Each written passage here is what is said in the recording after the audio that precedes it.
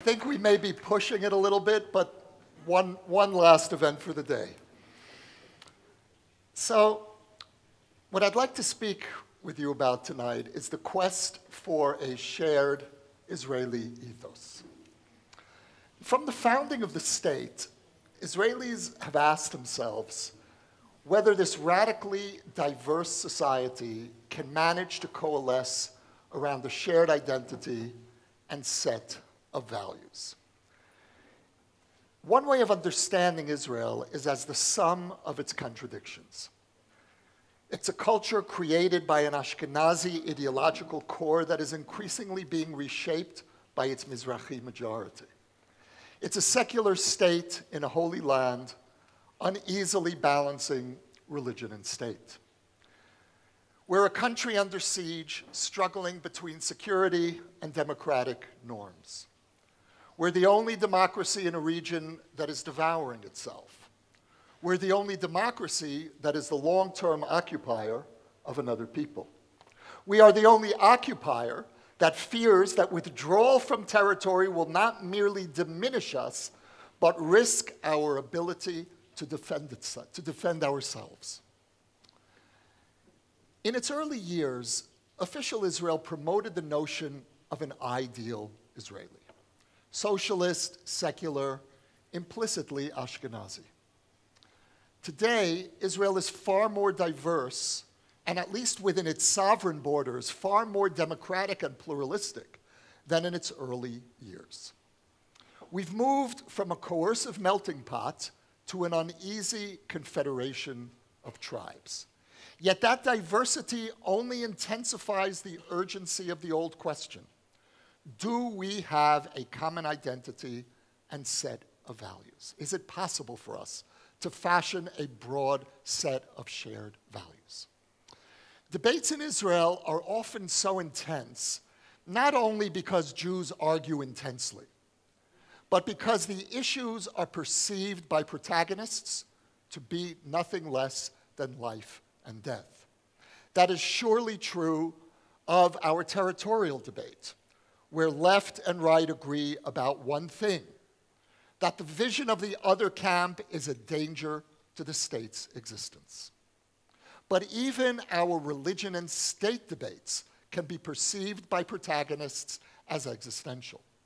For Haredim, ultra-Orthodox Jews, violation of Jewish law endangers our survival by tempting God's wrath, precisely as we recite every day in the second part of the Shema prayer. For non-Haredim, a theocratic Israel would isolate us from the West and from most of the diaspora and ultimately leave us alone and vulnerable. At their most intransigent, Tel Aviv and Jerusalem perceive the other as a literal mortal threat. Another reason why our debates are so fierce is because we have brought home with us very different, often contradictory notions of what our reborn homeland should actually look like. Not only can't we agree on the outlines of our borders, but we surely can't agree on the content of our society within those borders. Each diaspora community that has returned home, as we Israelis put it, brings with it a vision of Israel based on its unique experiences. It's no coincidence, for example, that the Hartman Institute is an American Israeli center, and that many of those who sit here are American immigrants who have brought with us the pluralistic values with which we grew up. Nor is it a coincidence, for example, that so many Russian immigrants who grew up as a helpless minority under an anti-Semitic regime tend to fear an erosion of Israel's power more than they do an erosion of Israel's democratic values. What I've learned as an Israeli is that no single diaspora experience can claim to be the whole repository of Jewish wisdom and Jewish values.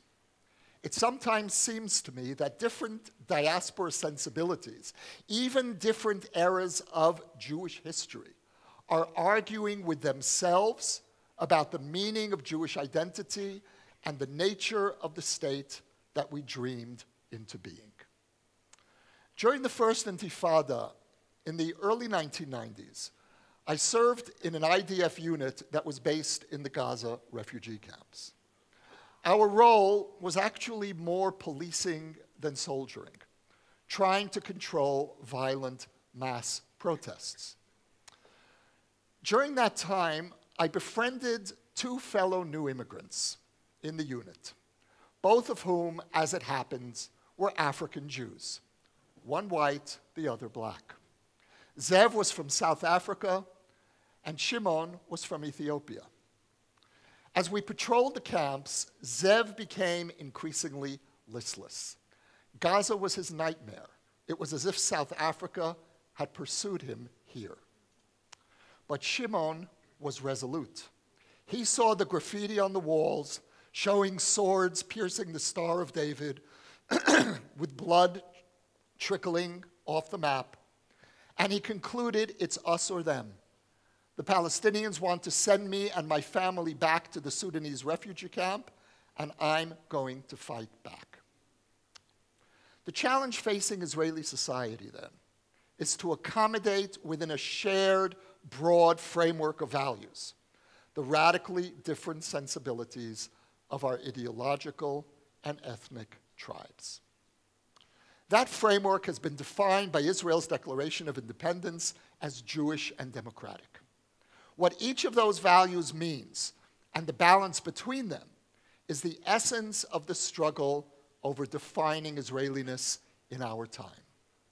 The framers of the Declaration of Independence not only saw no contradiction between those two identities, but insisted that Israel's democratic spirit would be the natural result of its Jewish spirit. Israel would be democratic precisely because it would be Jewish, because its Jewish values would be those of the prophets of Israel.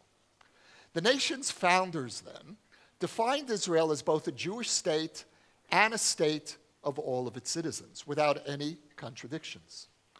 We now know, though, that reality is far more complicated. Today, those two identities are sometimes perceived as antithetical. Yet for the founders, they were entwined, non-negotiable elements of Israeliness. That meant a public space infused with a Jewish sensibility. The holidays and language would be Jewish, but the Arab minority would be able to see a reflection of itself in the public space. And so they decreed that Arabic would be Israel's official second language. And as a result of the vision of the founders, Israel is the only Western state where Sharia, Islamic law, has official status. But the framers of the Declaration did insist that the state about to be born would be permitted, obliged, to discriminate in favor of Jews in one crucial area: immigration. That there would be one corner of the planet where it was actually an advantage to be a Jew when applying for citizenship. In our contemporary language, we would call that affirmative action for Jewish immigrants. But that was meant to be the grand exception, not a pretext for other forms of discrimination.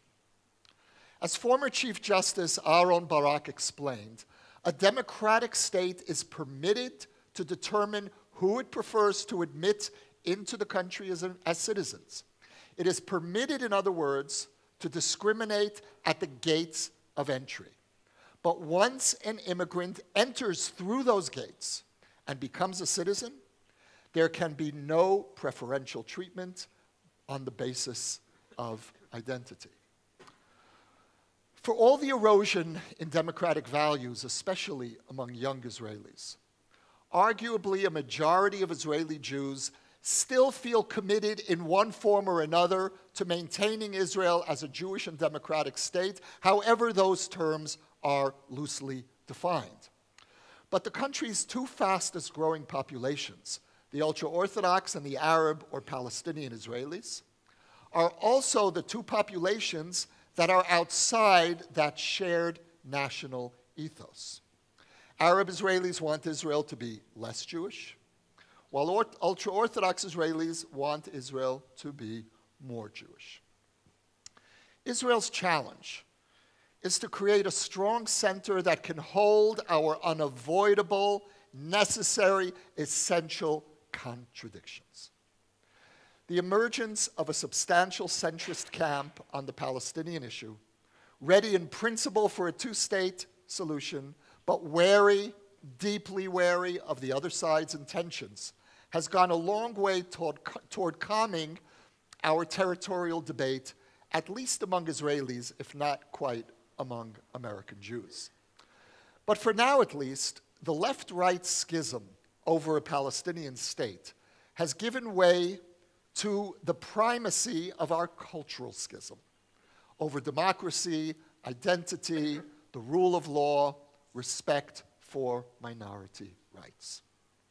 To effectively address that challenge, Israel needs to strengthen its cultural center. On the rule of law, centrist Israelis want a strong, unapologetic defense policy, but uncompromised by officially sanctioned brutality. On respect for minorities, centrists want an Israel that is at once a Jewish state and the state of all of its citizens. On religion and state, centrists want an Israel that is at once less Jewish and more Jewish. Less Jewish in terms of official legislation, more Jewish in terms of Jewish culture, the education in our schools, the values in our homes.